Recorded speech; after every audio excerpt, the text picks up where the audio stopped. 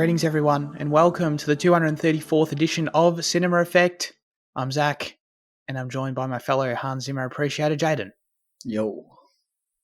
I'm really curious about your sleep schedule, Jaden. Drop me with a little teaser. Well, I mean, let's just say that there's about an hour and 10 minutes of this film that I can't really appreciate Hans Zimmer. We'll say that. Okay. Okay, but you can, of course, appreciate everything else, but just... the first 30 minutes and, the last, 10. Gotcha. Yeah. All right. Nice. And, of course, we've got the ASMR enthusiast, a.k.a. Fitzy, a.k.a. Liam. Hi. Hello. Good morning. Hello. Good morning. Thank you for posting the question of the week in the Discord, by the way. I appreciate you jumping in to save me there. To the rescue. Yeah. I don't know if anyone else noticed, but I mean, my brain is rapidly deteriorating. That's a fact. But simultaneously, the 3 weeks off just left me a bit out of sorts in terms of the shit I usually do. Because last week I posted the episode and realised I forgot to put the transitions in it, so it's just got no transitions. Which, the audio ones, or like the little shadow clicks or whatever.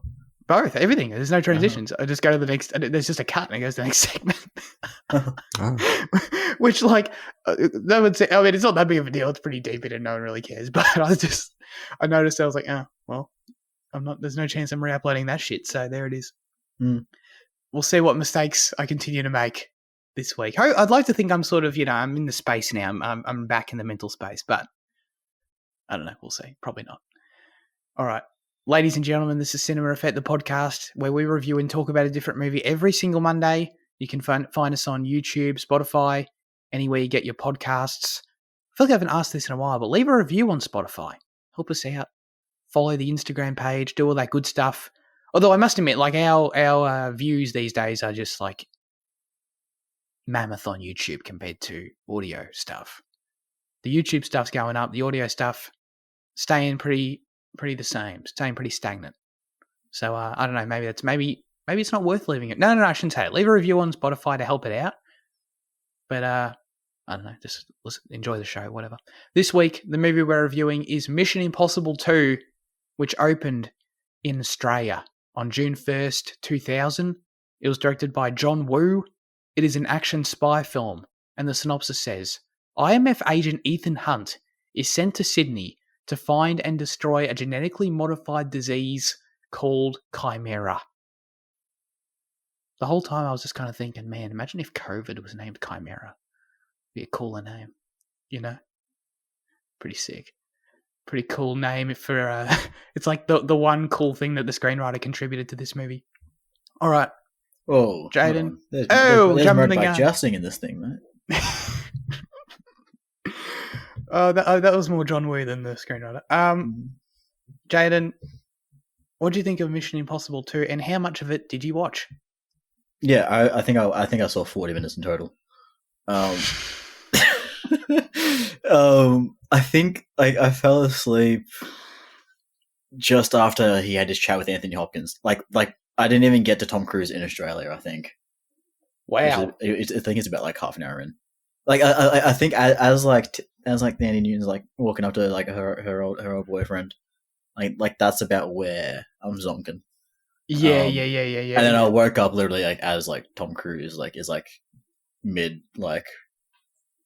motorbike stuff, as he's about to cross the bridge. You really did. Everything's substantial in this movie. Yeah. You've seen this movie a bunch though, right? Yeah, I've seen it twice before. Okay. Look, it's a movie I like, but I like it. I like it for what it is, which is, and what it is a bad action movie. And that's pretty much the extent of it. I think it's a bit of fun sometimes. And dude, I don't. It's such a weird thing where I can put on a movie and I fall I put on a movie and I can get that tired and it sets in straight away. But if I try and mimic that later and try and fall asleep to a movie late at night, it just does not work, which pisses me the fuck off. So I wouldn't really it's not really a fault of Mission Impossible. It's just that it happened. Well, it is kind of though, right? Because it's not like this isn't a regular thing for you. It's not like, oh, you half the time when you watch these movies late that you're falling asleep to them. I mean, this wasn't even late. I watched this at like 8:30. Like I started watching. What the hell? Half the time you watch these movies like 1 a.m. and you don't care. Yeah. You just watch them. Yeah, true. I mean, maybe. Yeah, I didn't exactly fight it. Sure. Yeah. At 8:30. Man. Yeah, dude. I watched like fucking 12 episodes of Brooklyn Nine-Nine after this, and I was fine. Yeah, exactly. There you go. See, I think something's going on for sure. There's a commonality here. Okay, yeah. Look, this movie, it's not very good. You know, I can say this with absolute confidence. I don't need rewatches. There's no way this isn't the worst Mission Impossible movie. There's no universe.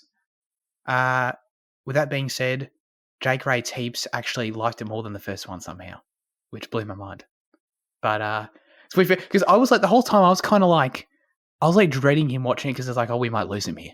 You know what I mean? I was kind of like for a second I was kind of like maybe I should just like, you know, just not tell him I'm watching this one and then just get to 3. You know what I mean? But he's like, oh yeah, no, I liked it. I didn't say anything beforehand. I didn't want to set any expectations. And then I was like, oh, okay, well. I'm glad that there are Mission Impossible 2 appreciators out there, including Jake rates heaps, but I'm not one of you. So I'll just say that. Fitzy, what do you think of MI2? I feel like you're the defender of MI2 around here.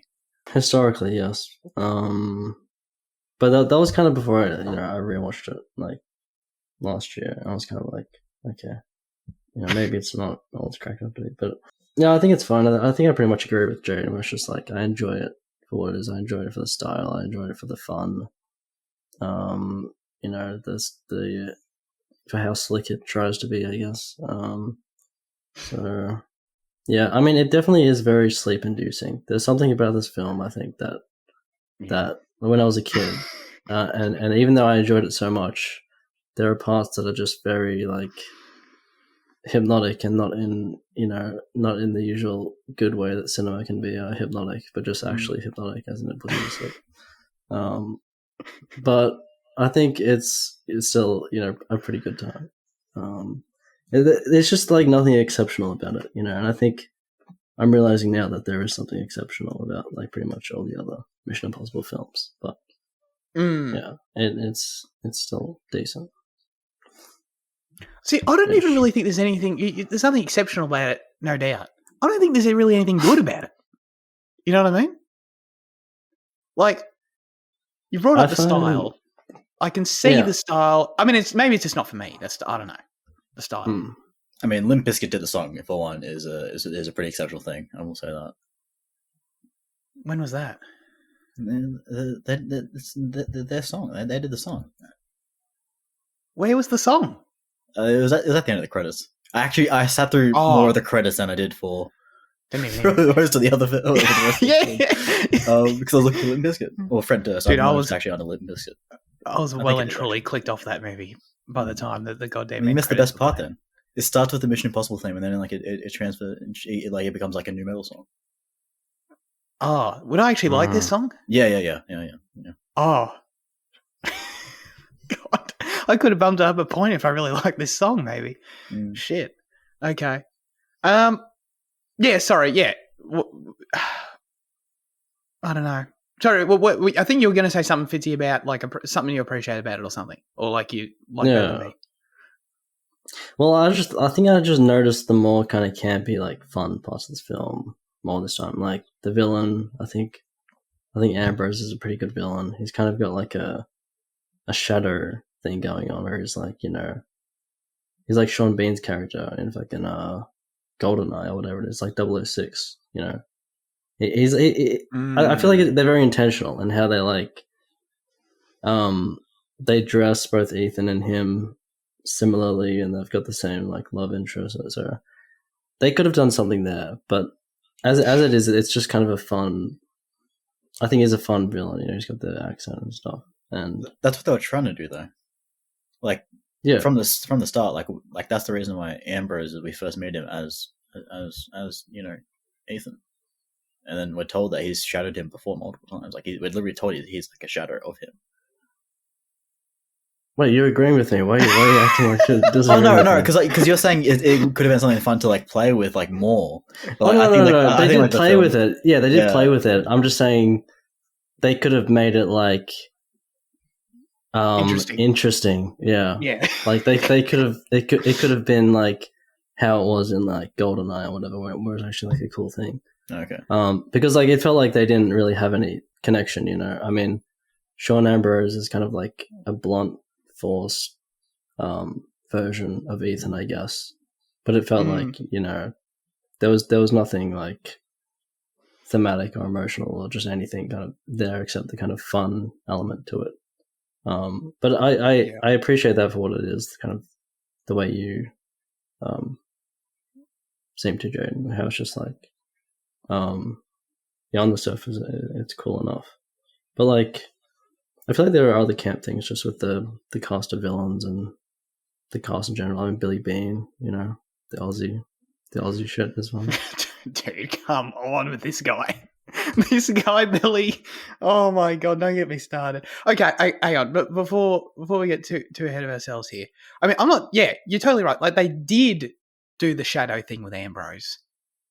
They did it, sure, but they didn't do anything good with it. Like it was just they just factually did it. Like okay, they established in the story that they shadowed each other. They drew some. They visually did some things. They like they dressed similar. They're in similar. You know, they got the same job. Whatever. Cool. But like, yeah, there's no actual interesting thematics, character dynamics. You know, back and forth, anything like that in the narrative. That's like in terms of the motivations of the characters or anything to make it like, I don't know. It's something that like I haven't seen GoldenEye, but it sounds like what you're describing. It sounds like something there would be like some ethical, you know, parallels drawn between like two sides of the same coin, and you know, you can do shit like that in the story. And this movie just does nothing like that. It's just like, okay, Ambrose is here, man. I feel like honestly, in terms of maybe this should be a recurring thread throughout this discussion, is like figuring out what makes this film sleep inducing. And for me, yes. No, you finish yours. No, I mean, you're going to be a very helpful insight into that question. Yeah. I did wake up for about a minute at 2 times, which was when they went to the ponies. You know, I was awake for Thandie to slip the package back into his pocket, and he goes, "My right pocket," you know, instead of his, because he, and like, you know, that part. And also when like they kidnapped Brendan Gleeson, I was awake for about a minute there as well. Dude, I was so confused. Like, I had no idea. Dude, I may as well have. I did not. I guarantee I was how that asleep. whole storyline factors in out of my mind. Cause like, what was any of that, dude? That was like no sense. I was so confused. I honestly feel like this movie was like coming in one ear and out the other, like in all senses, not just like hearing wise, but goddamn. It seems like you guys appreciate Dougray Scott. I think he, for me, is like the most sleep-inducing part of the movie. He is just nothing. I don't know. He's got no screen presence, nothing about him, no it factor, nothing that makes me want to watch him on screen. He's just total snooze fest, man. I'm sorry. I've got this trivia here. He was going to play Wolverine in X-Men. And when filming went over schedule on this film and he was injured in a motorcycle accident, he was forced to drop out and was replaced by Hugh Jackman. Thank Christ. Sorry, but Jesus. Oh my God. Can you imagine this guy's Wolverine for like 14 years? Man, those movies unbearable. Is this Dougray guy? Has he been in other stuff? Because I genuinely don't really. Yeah, like he kind of seems like a left field choice for Wolverine, and like at first as well. I guess he was. I guess he was like, maybe he was onto something at the time, maybe to obviously be in that position. Sure. Of maybe getting a Wolverine, but then I think he just. I mean, he has some credits. Like he's still working.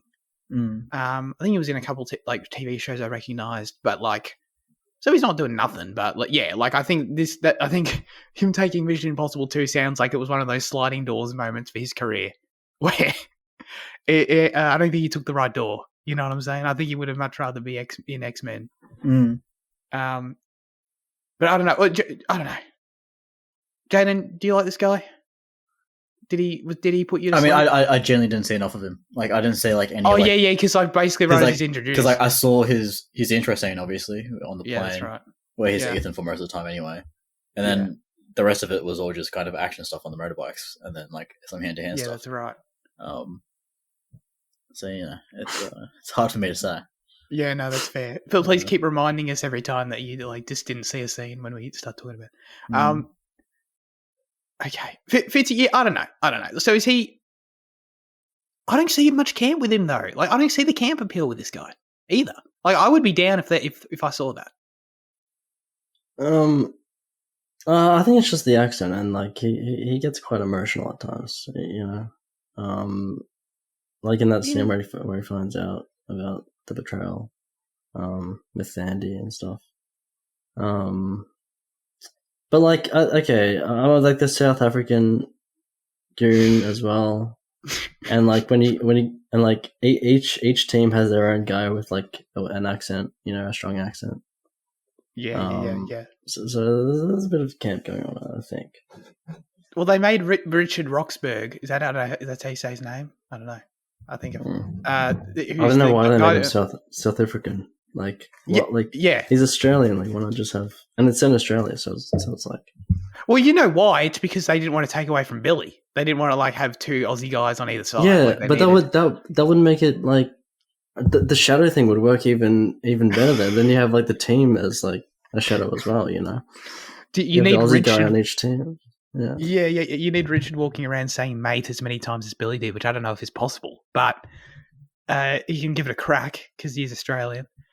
Yeah, I don't know. Like you had that one scene where Ambrose, like, I guess it's probably one of the more intense scenes where he like cuts off part of Hugh's fingernail. Oh, yeah. Right. And it's like, oh man, it's like part of me kind of wants to give them points for trying because, like, I don't know, that just feels like this, like the most cliche, like trying to establish your villain as intimidating scene, and it just kind of didn't do anything for me, you know. But like, okay, I see that, but also I think the point in that scene is that he doesn't even care that you know, Naya might be working for the other side. He just wants to get his rocks off, basically. Is not how he phrases it, but basically how he phrases it, you know. So like he's it doesn't show that he's just intimidating, but he's a little like unstable, you know. Right. And he's a little like he's not like the most efficient, like hard-headed kind of villain like you see with other Mission Impossibles. He's just kind of it's a bit of a wild card, I guess. But you are right. Like it is a kind of cliche thing. It is a bit like dull, I guess. Yeah. I mean, we'll probably talk about the action more in depth, but like for me, in terms of what the camp factor, for me, the camp factor really only comes into play in like the action, in moments, mainly just in the final, like I guess infiltration of that island. In terms of when Tom Cruise starts doing flip kicks and he does like the goddamn like somersault kick to the guy's stomach. Oh yeah, like that. Okay, get like 6 shots. Yeah. Like okay, you got me there. All right, that's silly. That's fun. Whatever. I don't know. I don't really see it anywhere else, Fitzy. I don't know. There's camps all over this movie in the past that I watched. Is it? Yeah, like even in like the whole like kind of like foreplay between like Thandie and Ethan, you know, like when they're crashing cars into each other and like there's the you know, in the background, and like she's like looking in the spinning out and shit, like that's camp. And then like you know Tom Cruise like throwing the like she dead eyes a camera at one point. I'm pretty sure. Like I think I did take notice of that. Like intentionally, it's like she dead eyes at the camera. Or like even like Tom Cruise at the start, you know. He's listening to something like a Caribbean song as he's climbing mountains, and he throws the glasses away. And he's like, "It's not a vacation if you know where I am." You know, like that's a camp line. It's very camp. Like that. All that is camp. Yeah. You probably just say that as bad, but that's the camp part. Okay. Yeah. Okay, you're making a case. Look, okay. I see what you're saying with the rock climbing. I would just have described that as action cheese. But yeah, it's just cheesy. But yeah, I guess I don't know if we're using. You know, if it's semantics, sure, then that's fair enough. I do disagree on the romance though. That shit's just bad. That shit's cringe. That's not camp. There's like I didn't think there was any self-awareness in it. But like that, The How setups can you are, not think there's like, self-awareness in them fucking crashing into each other on like a highway? Because I thought they thought it was cool. If they think it's cool, it's not camp, in my opinion. I mean, the shot of the cars drifting, like in unison with each other is cool, but the shots where she's like looking directly into the camera and there's like the kind of gladiator, you know, sound singer that Jane's talking about. It's like that's definitely No, camp. I don't. You need to spark it. It's fine, Fitzy. Yeah, no. You don't have to. You know what I mean. But like that, and like the romantic, like the introduction scene as well, like Seville with the dances and stuff. I mean, them looking at each other across the fucking performance and stuff, like that's camp for sure. But also, you're talking about camp in the though. action, but then you reference like the 6 cuts that they do for like one side. Like it's camp in the way that they use the camera as well, in that like they constantly cuts and all that shit. I mean, like okay, like that is also Asian cinema, but like when it's applied to this setting, I feel like it's camp in that like it's aware of how stylistically added it is with what came before it. Like he very obviously knows that like he's coming in and he's doing nothing like what De Palma's doing. Like that's not he's not unaware of that fact. Yeah, no, 100%. Yeah, okay. I think you're making sound points, but I don't know. I don't think the equation adds up to camp, in my opinion. Like, I think so. First of all, I read in the trivia that like that whole intro scene of them like eyeing each other across the room, like Tom legitimately wanted to do like a boy meets girl scene, is how it was described in the trivia. Like he that was genuine. There was no camp there. He's not like, oh, this will be a pisser. Like let's lean into it. Like no, he just wanted to make a romantic scene, and and it was cringe. That wasn't even the worst. That was actually like by no means the worst to God. But and then yeah, but like 100%, like John Woo leans into his style. But I think that's John Woo leaning into his style because like he's trying to make cinema. You know what I mean? Not because he's like trying to make a B movie. I guess I'm just arguing the intentionality behind it different than you guys, even though I agree with everything you're saying. You know what I mean? I don't it has no self-awareness feel to me, personally. I can't fathom making this and having no self-awareness. That's a fair point too. Yeah. Oh man. Look. Everything with Thandie Newton and Tom Cruise in this first act is so cringe, dude. It's not good. I honestly don't enjoy it. I can't find enjoyment in it. It's just, it's so stupid. The whole scene with them on top of each other in the bath is borderline unbearable. Yeah, that's pretty bad. But like, okay, so here's what I think is sleep-inducing in the film. You have these like slow-mo moments, and this. I actually think there's a thematic kind of leitmotif going on where it's like this like death tango thing they have, and I think the soundtrack really plays into that.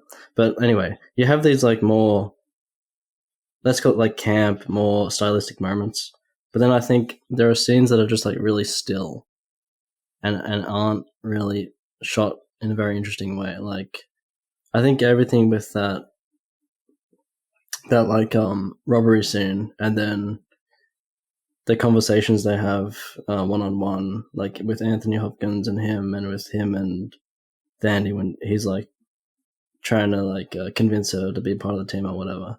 Like they just feel very like nothing's happening. It just feels very like much like they're on a set, and the style when the style is completely removed, it just feels kind of completely dull, So I think those parts of the film where the film really like suffers and slows down, that's where the sleep-inducing like chemicals, start emanating from the screen.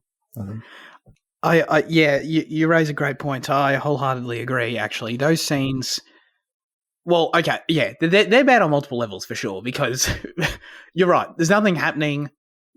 The story in the case of the Anthony Hopkins scene, they're just standing around, walking around, and in his case, he's just repeating like that. Don't they rewatch like the whole video from the start of the movie, like of the goddamn scientist guy, like in his stupid record the log he recorded about. Oh my, that's a whole other thing. Was it a bit different or was it the same? I can't remember. I think they just rewatched the whole thing. I don't think they rewatched the whole thing. I think it was just like. Oh, I felt like it went forever. I think it was a little bit different. Yeah. Either way, the whole scene felt pointless and like it was just recapping shit already. I get that you've got to. I mean, I guess the scene just exists to like establish, the idea that Ethan's then got to go and get what's her face, what's Thandie Newton's name? Naya. You got to go get her to like go back with old Ambrose. Like, I guess that's what it all leads to. I don't know. This feels like it just takes forever to get. But what does Ambrose think when she just randomly rocks up in Australia? Well, that's what Naya says. Isn't she gonna suspect? But like, I think the plan was, and what happened was, they got him to break her out of Seville because they made it seem like she was in trouble. Like they made it seem like she was like on the verge of getting arrested or whatever. Yeah. So that's what they did to cover the suspicion. But they never actually showed him like doing anything, like breaking her out or anything. I think it's just implied that he used his like, I don't know, like some political power or something. I don't know. He knew a guy, something. It's just inter-agency connections. You can expunge records. Yeah. I guess. I think that's what one of the other issues for me is that it doesn't feel like a Mission Impossible because it's so un-American. Like it's Tom Cruise and Ving Rhames and that Ving Rhames and that's it. Interesting. Like, other than that, you got British characters, Scottish guys, Aussies and all that shit. You never set foot in America. You're in Spain and you're in Australia. And then you got an Asian director with his influence. So you're like, it doesn't feel like there is no CIA aspect to it. Like you can tell me like this actually feels like it's. And I think like Ethan Hunt feels the most different. He feels from any other film, right? Like in this one, I feel like he has like as distinct a vibe as he gets. But it's still generic. Yeah, but I mean, I feel like there's more connection between Mission Impossible 1 Ethan Hunt and Mission Impossible 3 Ethan Hunt than. Oh, definitely. Than 2 and anything else, Yeah, even if it's generic. Yeah. Sorry. Yeah, I guess it's what I mean. Where it's like, I totally agree with what you're saying, but it's like this feels different, but not even in a way that's like memorable or quirky or something. Like it's still just it's different, but it's just boring. It's not like well, like I think appreciate it. Yeah, I think he's more of an emotional character in this one, and in other ones he's more like intense. Yeah, he's more like pinpointed and like focused. I mean that aspect of Ethan Hunt feels like completely void in this film. Definitely. And I think a big part of that is a problem that I had with the movie was just that, going back to that scene that you highlighted where they're like, I think they're on the balcony or whatever in Spain, and like he breaks the news that, what they're going to do, the plan of Naya going back to Ambrose and shit. And the whole thing, I really don't like how he reacts to like Hopkins and the idea of using her to get close to Ambrose. Like he takes huge issue with it. He has a huge negative reaction. And he's like, oh, I can't believe I want to do, we're going to do this. This is, And he's like, for that, I mean, he kind of gets over it. But like for that, like half the end of the scene with Hopkins and then into that whole next scene, he's got a huge issue with it. And I'm like, dude, aren't you like first of all, I feel like, I don't know, maybe you guys disagree with this. I feel like that felt out of character to me. I don't know. Aren't you like one of the world's top super spies? And like, wouldn't you normally like do whatever it takes to complete the mission? You know what I mean? And it's a decent idea. Like he's known this chick for like a week or whatever, like a few days, and he's here like having a huge beef with like a good plan. Like, wouldn't he just think, oh yeah, this is good, and we're all professionals and we're all spies, well, let's do it. You know what I mean? It felt childish to me. It felt like, I don't know, like in bad inserted shit character drama that barely even lasted. Yeah. No, I agree. It definitely feels. I mean, that is the part that feels most out of character. His kind of instant attachment to Naya. Yes. Yeah. Yeah, their whole connection in this movie was kind of came so quickly and felt so unearned, And then, I mean, I understand this isn't the sin of this movie, but then the way in which like this movie then completely ignores her and the whole everything that this movie did with their relationship, the way in which it's never addressed again is not helpful to it. But that's not necessarily this movie's fault, I understand. But still, I don't know. Yeah, it felt like, I don't know. Was it like going for some sort of, I don't know what it was going for. Was it going for like Ethan Hunt's going to settle down with this chick at the end? I guess that's what it was. Mm. But it's just like, man, that felt so unearned to me. I feel like they've barely known each other. Especially when they dedicate like 15 minutes at the start of the movie to like them just like hanging out. I felt like they, them doing their bullshit forever. It's like, oh my God, let it end. Yeah, it felt a bit like a Bond kind of thing. Yes, except yeah, it does. Except then he got like attached for no reason. Yeah, Bond's you know what I mean? Just like too cool for that shit, right? But yeah. But, and then when Bond does start to get more attached, you kind of see why. Like in this case, it's like, yeah, it like starts. It's a Bond relationship in which Ethan like falls way too hard into it for no reason. Yeah, but he's been on holiday for a long time, so it's kind of like lost, I guess. I don't know. But yeah, you're right, I guess, yeah. Sorry, I think to me, like the romance and it being such a crux of the movie, like, and by the time we get into the third act, like it's meant to be the driving force of the movie for Ethan. Like, other than like, I understand he's like meant to be saving the world from Chimera or whatever, but like, I feel like it's like the movie barely cares about that, to be honest with you. Like, there's like one line where it's like 17 million people in Australia will be infected and like whatever. But like, we're really trying to say Naya here is like what the film's driving at, I think. And it being such a crux of the plot, it just doesn't work for me at all. So, huge part of why the movie sucks. I can't say else a bit up, but yeah. Actually, that's really like that's true. They don't really build the tension in terms of like the stakes of like other people getting infected. Like they never have a shot of like Naya like roaming the streets of Sydney, and you kind of have this like anxiety or something about, right? Like she's about to start something. Yeah, exactly. Yeah. What was she doing out at that bluff, by the way? I was literally just about to say that. Why was she out there on that cliff? Well, because how is her having the virus? Like, when she dies, is it meant to like spread or something? Like, I'm not aware of this point.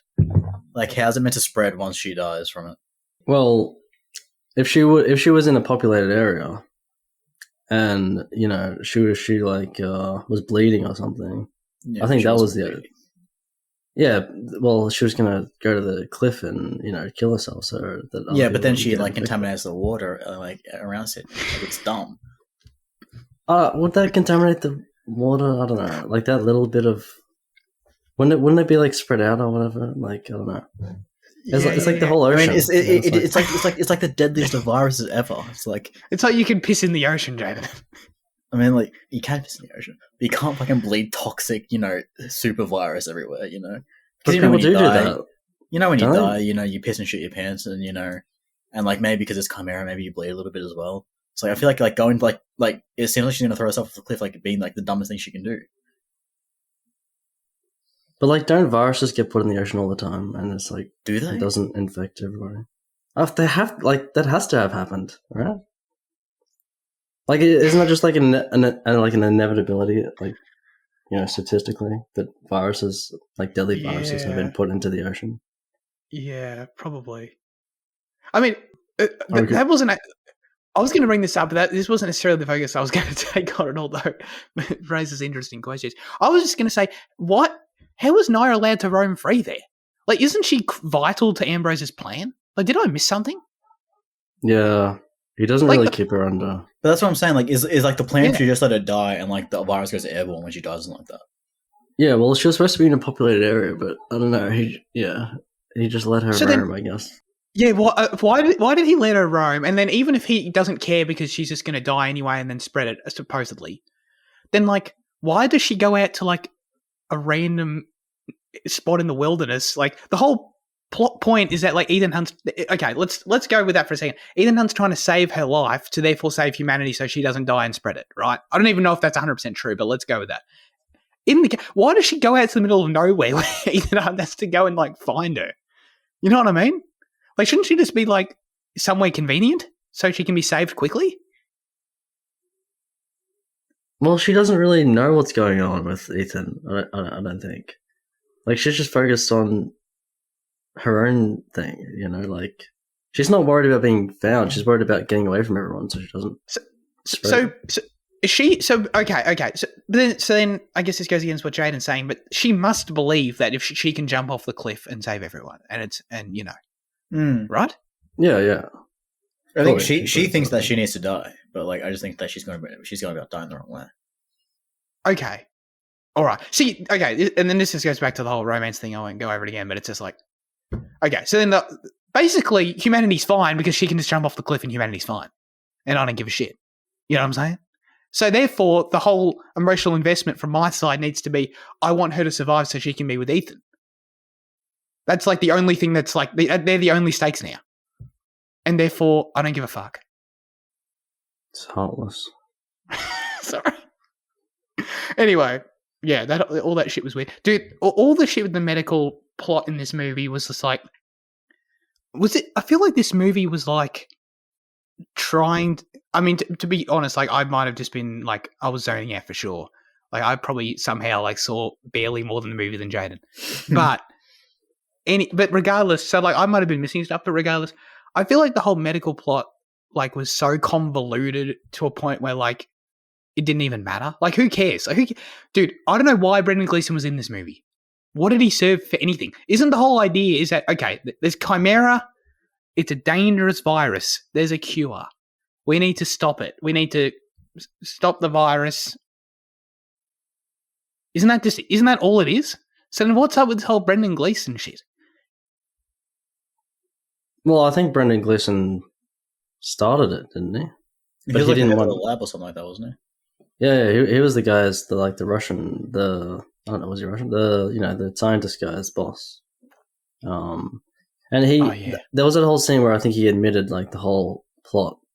But then later on, Brendan Gleeson's kind of like against it. When they're in like the island, you know. Yeah. So I don't really know. Like I think he wanted to get rich off of making the virus and the cure, but he didn't want to like actually infect people or something like that. Oh, okay, that would make sense, right? And then but Ambrose is happy to do that. He's happy to infect everyone and then save everyone. I think so. Yeah, I don't. Because Ambrose doesn't actually want to kill everyone, right? He wants the money. He's in it for the money. Yeah, he only cares about the money. Yeah. Okay. Well, that would make sense if Brendan Gleeson just doesn't like his methods, but like, and he was the CEO of that medical corporation. Yeah. Okay. All right. That makes a bit of sense. I think I was just so confused by the whole scene where, like, so Ethan kidnapped him, right? Yes. I was just so confused by that. I was just like, why did Ethan? I think I was especially confused because it wasn't like intercut with like Ambrose also masking as Ethan, being Ethan at the same time. So I think that just confused me for a second. But yeah, okay. I don't even remember what Ethan learned from that, but I don't know. We don't have to dwell on it. Whatever. That whole like scene where he's like tricked him into.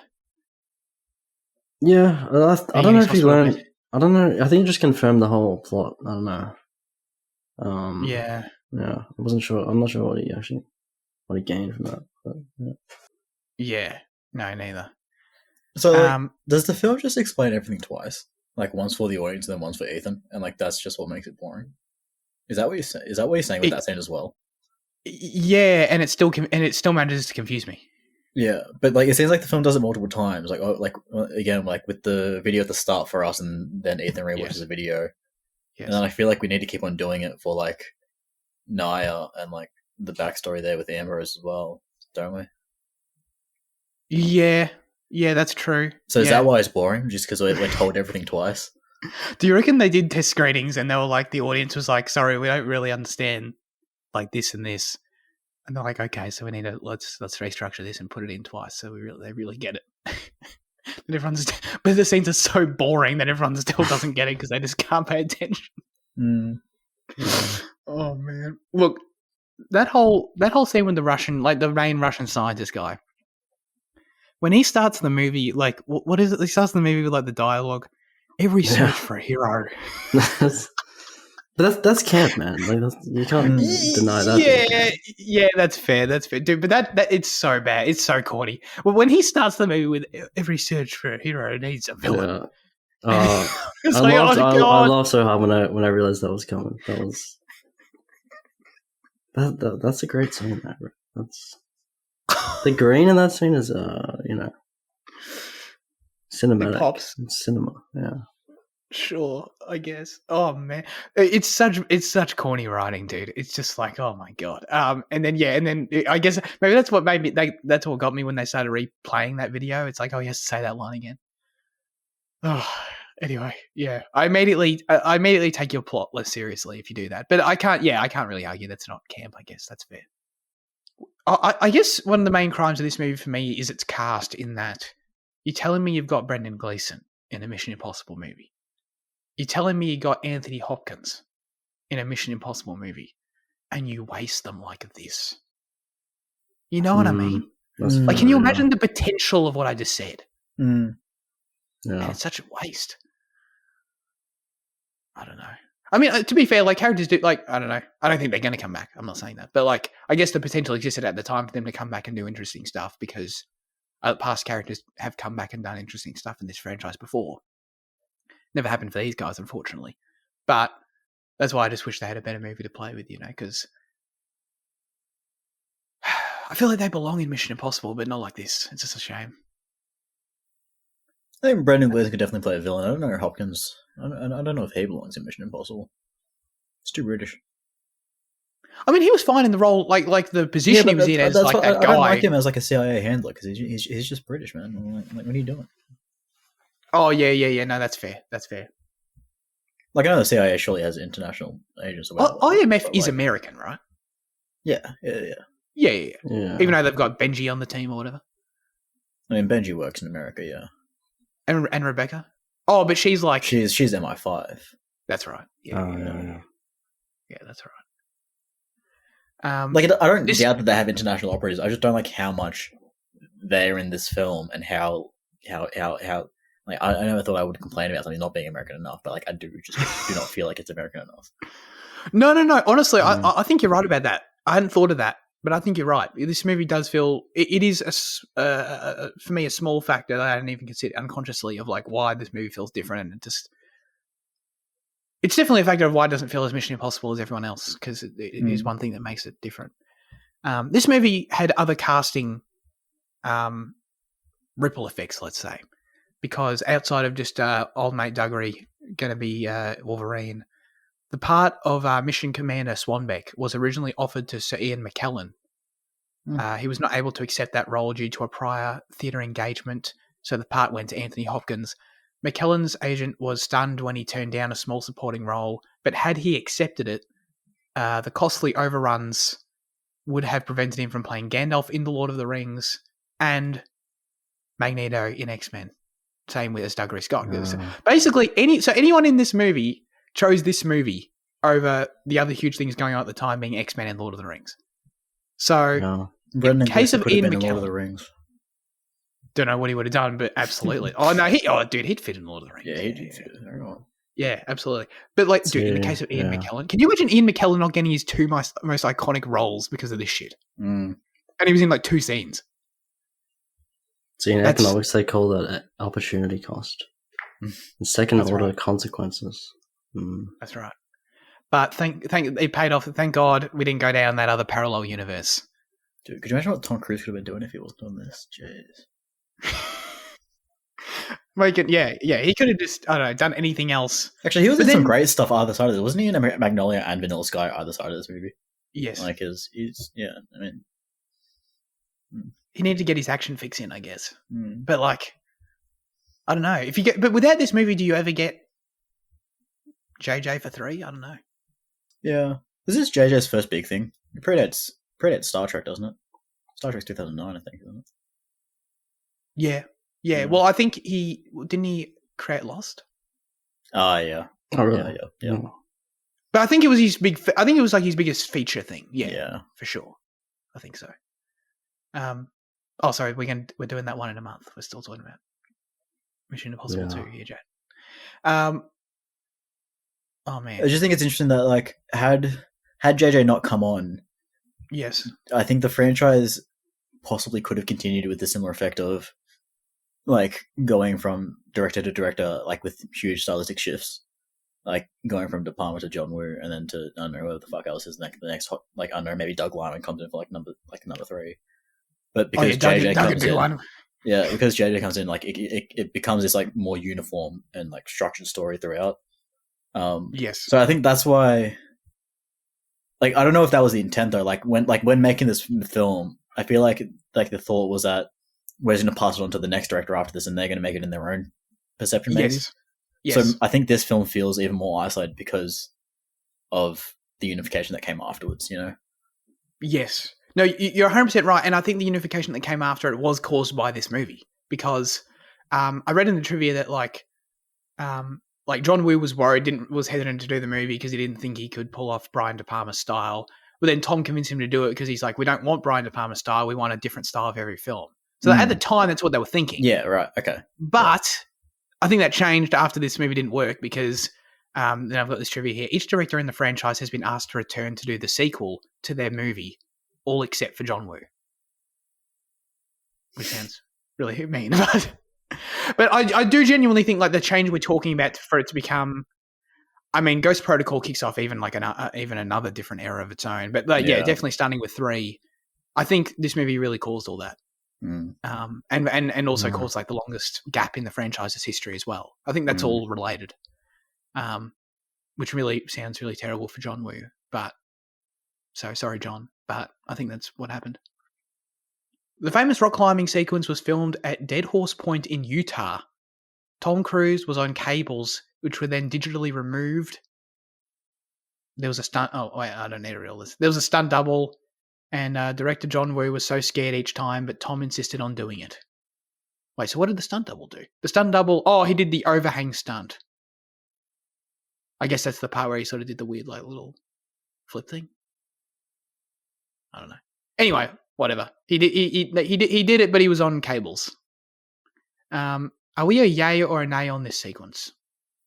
I think it's fun. It's memorable. I think it's one of the main things that people would remember about the movie. I think it's actually the cover for the like they did a re-release of the soundtrack last year or 2 years ago, and like the rock climbing sequence is like the cover of all the vinyl layers. Oh yeah. In terms of the imagery in the film, it's probably like that, and like the motorcycle, right? The motorcycle through the fire. Those are probably like the two iconic images that come from this movie. Really, I don't think much else comes from it, and I think largely just because there's not really much. This movie doesn't have much action in it, to be honest. Like the whole last 15 minutes is action packed for sure, but prior to that, there's like no action like in the first half of this movie at all, except unless you count the car sequence where they're, Tom and Thandie almost driving off the cliff, which was really ridiculous and annoying. Well, we've already covered that. Oh, just the whole slow-mo in that scene was... Anyway, sorry, it was... Yeah. But, yeah, and then there's really no action in the movie at all until you get to the gunfight in the tower, like past halfway through. Yeah. Which, the shootout was cool. Like, I didn't mind it. It's not real. I think the thing I'd say about that is that it was decent for what it was, but it's also, like, not my brand of Mission Impossible action. I don't really care to see scenes like that in Mission Impossible, like just huge shootouts with glass shattering everywhere. It's not really Mission Impossible to me, but for what it was decent, I guess. Jaden didn't see it, so he's got nothing to say. Yeah, I'm trying hard to think about this saying I can't picture it at all. It's like when they infiltrate the building from above, and then like I think it's when Ethan and like Ambrose meet for the first time. Oh, okay. And they sort of like they basically all just shoot each other a bunch with like in this sort of lab area. You adding the context of that's when they get into the building helps me because I just thought you were like talking about like some random like watchtower at like Ambrose's house or some shit. No, okay, I do know what you're talking about then.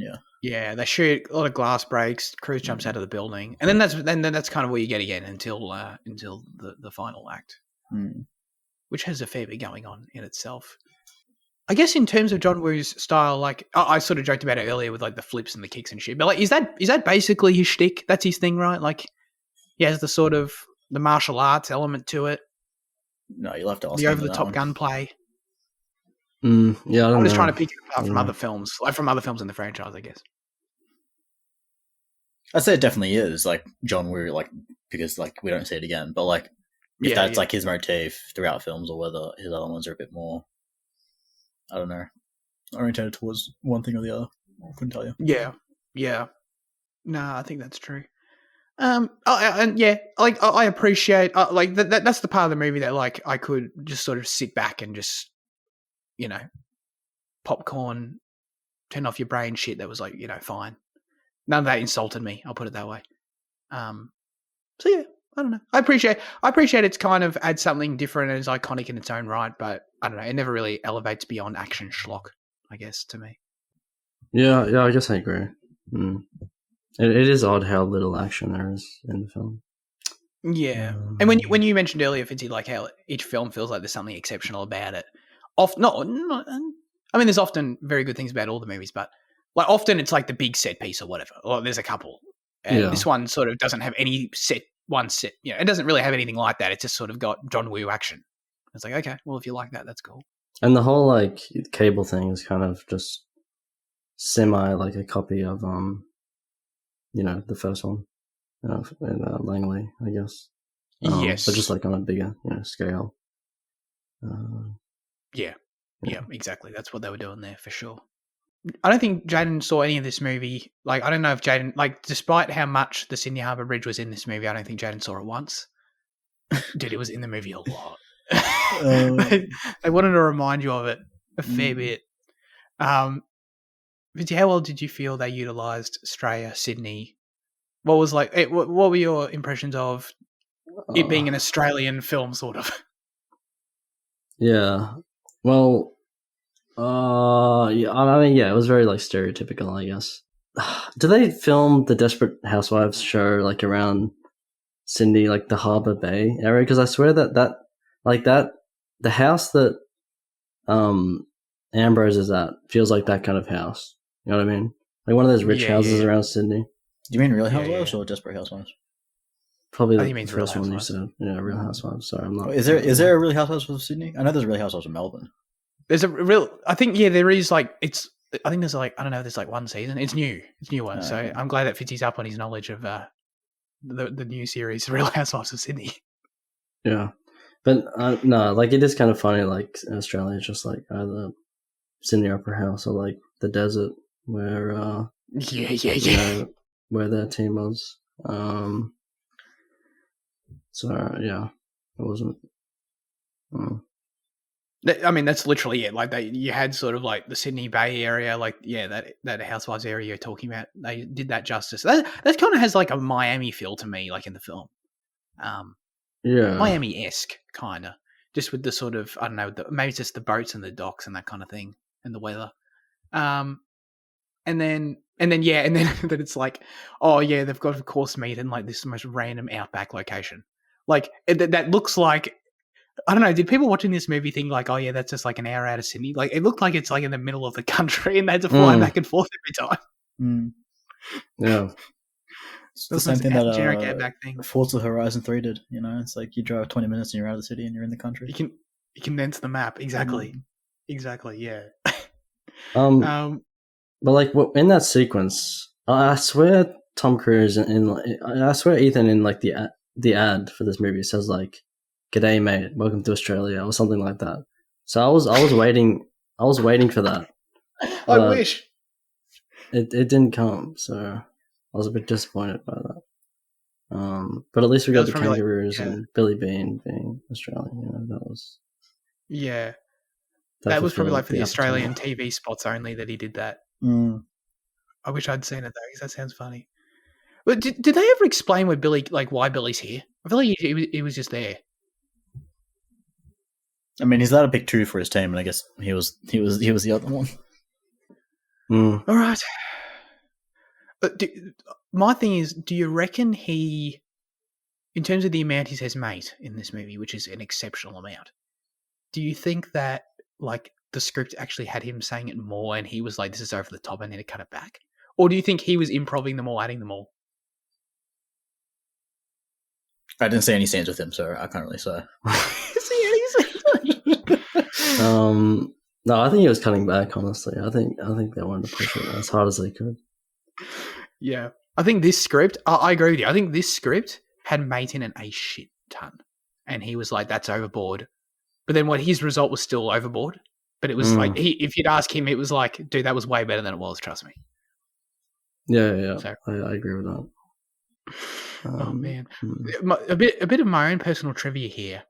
My dad lived in Sydney in the year 2000 when this premiere happened, and Tom Cruise was there. He went, and my dad shook Tom Cruise's hand at this premiere. Wow. So, God. he's got the Tom Cruise touch.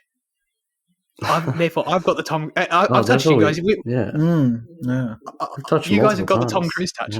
Yeah. If you want, next time we see each other, we should touch again just to sort of like reconnect the Tom Cruise touch, just to get the gems back. You know what I mean? Dude, yeah, I can't wait. Zach's really pushing to touch us. That's interesting. Yeah, I like the real life lore though. That's great. That should be like a constant, addition. Although we don't always have real life lore, so I guess it makes sense to just like.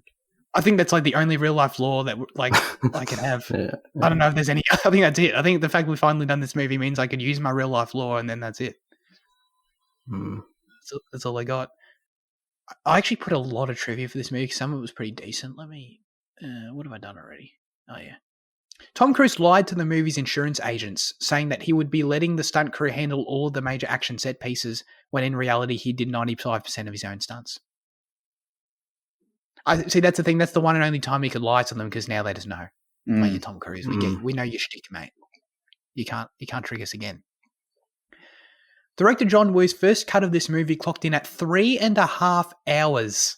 Paramount Pictures balked at this and told him the final cut could no longer exceed 2 hours. The trivia literally says that, but they balked at this. Yep, Paramount Pictures balked at this. Yep. Man, John Woo found himself locked out of the editing room by Tom Cruise, who took ownership of the final cut. That's funny. I think. See, that's the thing. I think Tom knew by the end. Like, he knew what was happening. He knew that the franchise was going to shift after this. I mean, but does a 3.5 hour cut in your style save the film? Maybe, I don't know. Is this a Snyder cut type thing? You know, I highly doubt it. Not that Snyder's cut saved the film, but like, is that like the thinking? You know? I think. We were confused about the plot before, but like, I feel like. Overall, like, I guess I was presenting it as a criticism earlier, but like, overall, I think they streamlined it enough to where we could come up with some justifications for things, and it was okay. And I would rather that than sit through 3.5 hours of this. What else we got here? Oh yeah, production was heavily delayed because Tom Cruise was shooting Eyes Wide Shut with Stanley Kubrick for over a year. So this is the ripple effect of Mission Impossible 2. So you have Kubrick going way over budget and production time on Eyes Wide Shut. Leads to this movie getting delayed and this movie having its own problem. This is all related to, of course, basically Ian McKellen being Gandalf. So, it's all pretty important stuff if you really think about it in the history of cinema. And finally, Tom Cruise made a reported $100 million off this film, making him the second actor to ever earn such an amount from a single film, after Bruce Willis for The Sixth Sense. Bruce made that much of The Sixth Sense. He would have got 1%. He would have got 1%, and the movie would have done very well. Because it would have been, I mean, that makes sense, kind of a small budget thing. It would have just blown up. Yeah. There you go. I mean, I was surprised Hans did the score. I didn't really like it. Sorry, Hans. I like the score. Yeah. I think the third one does a similar kind of thing where it's like an electric version, of the theme, and it's like implanted in different parts of it. But I mentioned it earlier, but I feel like this has a very specific theme to the score where it's like I don't know what to call it, but like Death Tango is what I'm going to call it. Okay, where it's like there's the drums kick back in every once and again, and it's kind of got this rhythm to it that's very nice. It plays into the whole the romance and stuff. So yeah, I enjoyed this film. Okay. Yeah. I did like the version of the main theme they did. I did like that. It was different. That was cool. I mean, I'm glad it didn't stick around because like I love these days when they just use the classic one, but I didn't mind. Sorry, I was about to move on, and then I saw in my notes here the line, "What are you going to do? Spank me?"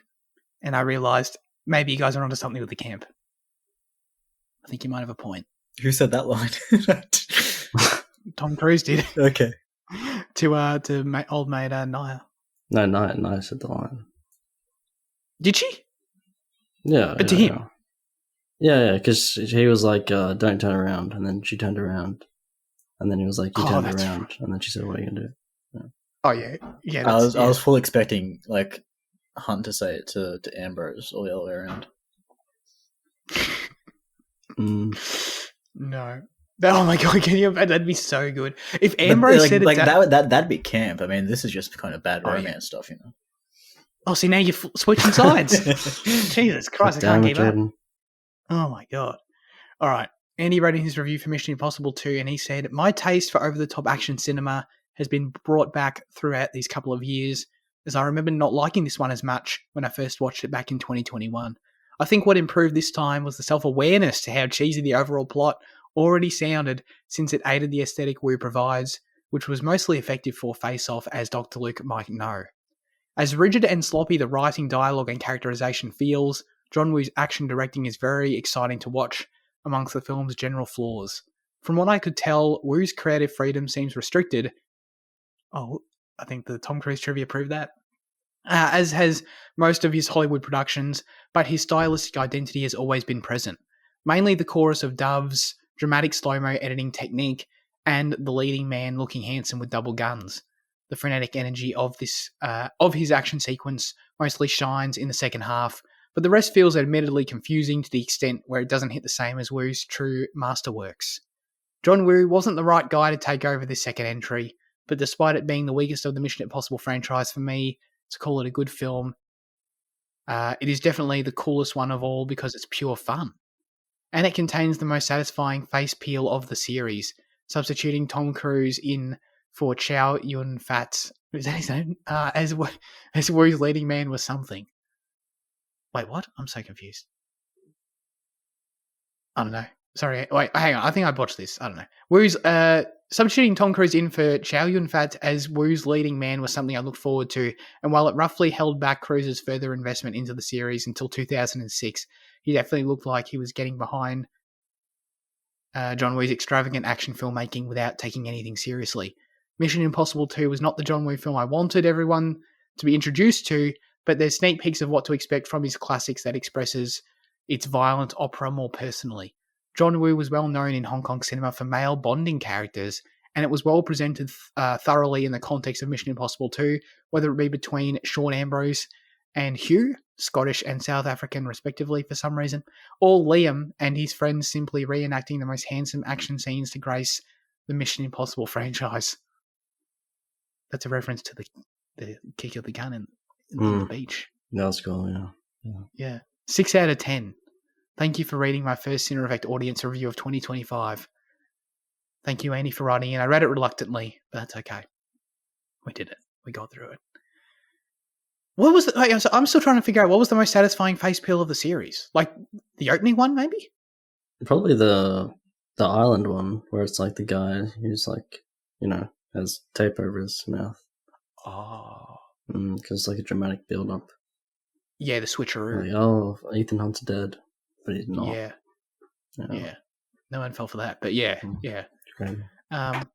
Because that opening scene on the plane, I actually did enjoy Tom playing Ambrose, I guess, in that scene. He was kind of had a different vibe to him. I thought that was kind of fun for the 30 seconds it was. And Jaden saw that scene. He saw that. Yeah, I'm aware of that one. He knows what I'm talking about there. All right, let's get to our final verdicts for Mission Impossible 2. Jaden. Look, I'm going to keep it at the 5 that it is. It's been this from the first watch. Yeah. I don't know. Put him in a sleep's an interesting factor that hasn't happened before, but I don't know. I still like it's still just plain average to me. I still enjoy it for what it is, and I enjoy it for being in somewhere in Australia. Yeah, I think that's totally fair. I'm going to give it a 4. I feel like I like it slightly less than you guys, and I feel like it's fitting. So, Fitzy. Yeah, I'll also give it a 5. Nice. Because of how campy it is. Yeah. So have you just been constantly I'll lowering say it? Because I saw that you had it at a 6, but then like you had it like way higher than like on before that, didn't you? Like on your before your rewatch. I don't think I did. No, I don't think I was ever higher than 6. dude, I swear it was I an lowered 8 to once upon a time. I swear. Oh really? Jeez. What was it? No. I think I lowered it to a 4 at some point. So it's actually gone Ooh. up and down. You know, could go anywhere. Who knows? That's right.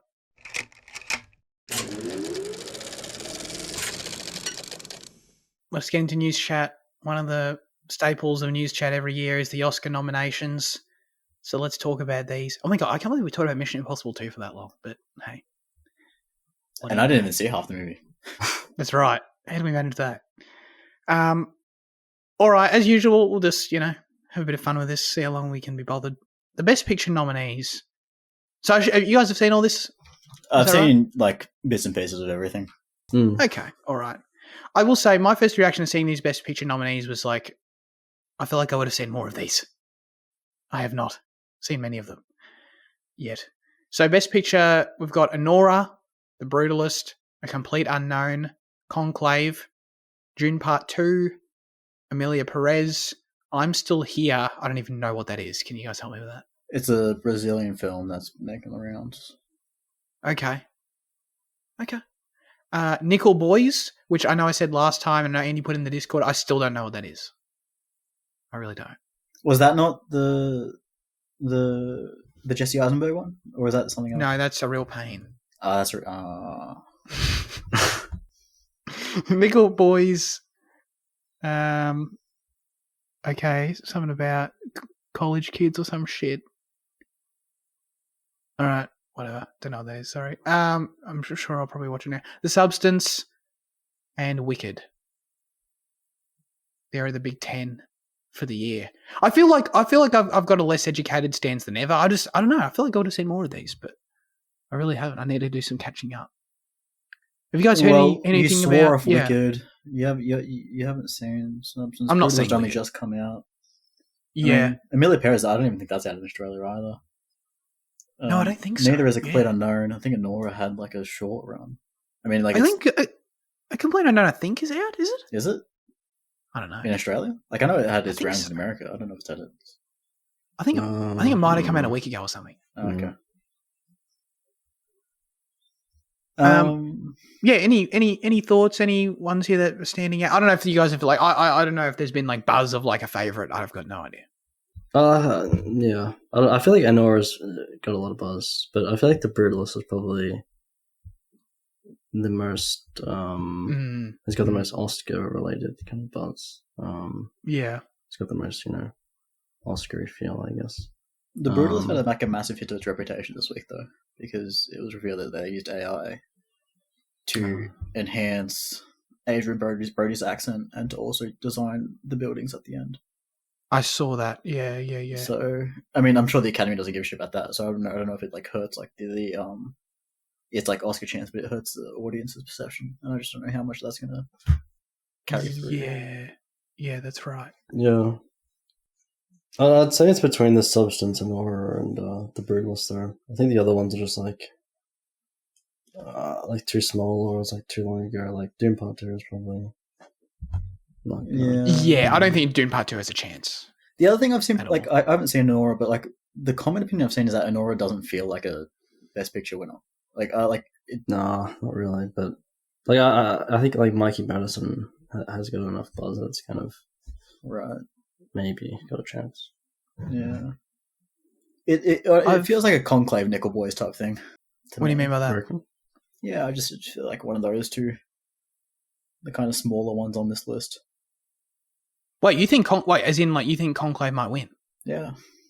Oh, I think Conclave's got no chance. I reckon it does. Okay. See, there was a while there for about a month after it came out where Wicked had a lot of buzz for this award. Yeah, but I think that calmed down with like as it kind of left some of the zeitgeist. You know. Okay. Yeah, I can see that. I also saw that Emilia Perez, which I'm sure will come up again, but like apparently it has like the most nominations in history. No, it's like one of the Is that second. I think it's got 13. It's like the second most nominated. Second most. Okay. But I think is first place tied, or is that? Dude, what is this Amelia Perez movie? Like, It's that Mexican one about a transgender. Emilia person. Perez. And it's with Zoe Saldana and Selena Gomez, and they all give I know, but like, performances. And it's a music. I think he knew all that, but that's not what he meant. yeah. What is the substance of Amelia Perez? It is like a musical, right? Yeah, it's a musical, I think. Why are there two musicals in here? For God's sake! Oh my God. Okay. Yeah, I don't know. I just saw that something about how it got a shit ton of noms, and I'm like, wait, is this thing going to win it? It's interesting. Like, it's one of those films that's so like the audience and the Academy are so disconnected, or like not the Academy, but like that, like I don't know, like award givers and like the audience are so disconnected. I'm sorry, like it could be one of those situations where it wins, but like Right. The population seems to hate it. Like I've never seen anything positive said about it. Oh, really? Okay. That kind of makes me want to check it out, to be honest. Yeah, I don't know. I feel like my interest is kind of lower this year. We've talked about how it's sort of a weaker film year for me in general, but I don't know, like looking at this list, I still want to see. I definitely want to see The Brutalist. Yeah, that's basically. I wouldn't mind seeing. I wouldn't mind seeing A Complete Unknown too. That's kind of it for me, to be honest. I don't know. Like, I'll check others out if they're on streaming, but like they're kind of the only two big ones. They're sort of got my radar on, I think. Yeah, I pretty much agree. Yeah. Best. I don't know. Do we have any thoughts on Best Director? It's basically just 5 of those movies. All right, the list. Oh yeah, okay, yeah. Hold on. You got your own there. Yeah, but it's like a Brazilian one because it's like a checklist I found online, and I was like, oh, okay, I'll save this. But then I didn't realize it was in Portuguese, so I'll just check your my list. I'll just check your my list here. Here we go. Yeah. Merry Christmas. Bloody. Oh no, this is shit. I'll show you. Like mine's condensed, and it's like easy to read. Apart from it being. I thought you just said you couldn't read it. Oh, you can make it out. No, that's no. I'll try it. Trust me, it's like. Why is it? What's shit about this? This is a good list. Yeah, I'm using the CBS. CBS is. It's a good list. Simple. No, but like mine's like condensed into like one page. Wait, why is this in Spanish, bro? Because it came up on Twitter, and I was like, oh yeah, I'll save it for today, and I didn't realize it was in Portuguese. Oh, Portuguese. No, okay. I refuse to look at that. All right. Best Actress. What do we got here? Cynthia Erivo in Wicked. Carla Sofia Gascon in Emilia Perez. Does she? I don't know who that is. Does she play Emilia Perez, or is that like Selena Gomez? I've got no clue. I don't know either. I think it is like the person. Oh, it is. It is her. Yeah. No. Oh, okay. Well, it is lead actress, so I guess that makes sense. Mikey Madison in Honora, Demi Moore in The Substance, and Fernando Torres in the movie I've never heard of. I'm Still Here. Not Fernando. What did I say? Fernando? Pretty sure you did. Apologies. Man. So Mikey's got buzz for this, you said, Fitzy? Yeah, for sure. But like, so does Demi Moore, so. Oh, you see, I've only seen like real buzz for Torres. Really? Yeah. Really? You're in a whole different world over there. I'm still here. Okay. Yeah. Because it's once again like the same thing that was said about Honora not feeling like an Oscar film. Like an Oscar winner, like a Best Picture winner. Like I saw that said about Mikey's performance about not being like a Best Actress winner. Like it's great or whatever, but it doesn't feel like that's like the rhetoric that I'm hearing about that.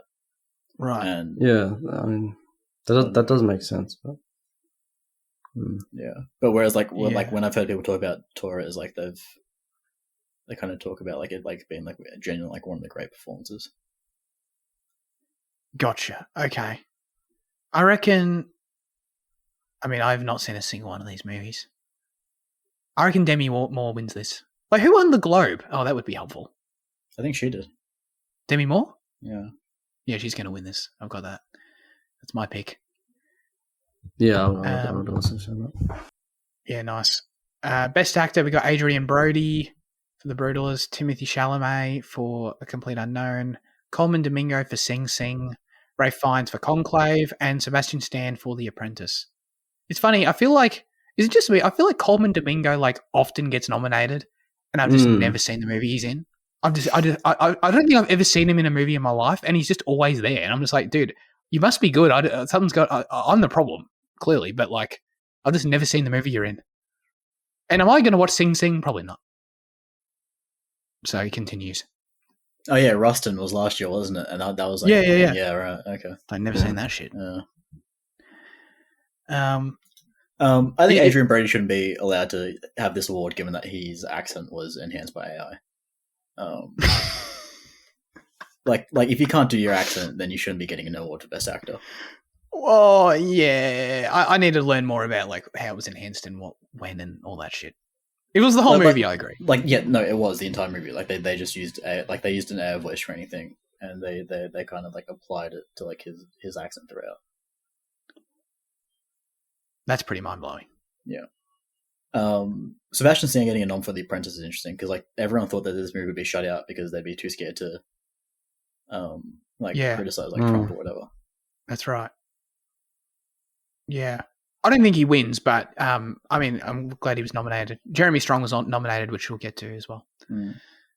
I think fine. I kind of. Oh, really? Probably. Yeah. Oh, nice. I think this is where he has a chance. I think this is where Conclave has the best chance of winning something. Okay. Yeah. Fines. Oh, you just made me happy saying that because that wasn't where I was leaning, but that makes me happy. Yeah, probably. Wait, I'm leaning toward Brody still, to be honest. Yeah, I think he's got a good chance. Yeah. Yeah. I don't think. I mean, does Timothy have a chance? I don't know. I only ever heard positive things, but then like I feel like any like kind of hype or like any kind of like it just wasn't mentioned enough. Like I feel like the movie kind of went under. Like it didn't. It just like I feel like in the lead up to its release, like they were talking about it, but then like as soon as it dropped, I feel like no one was talking about it.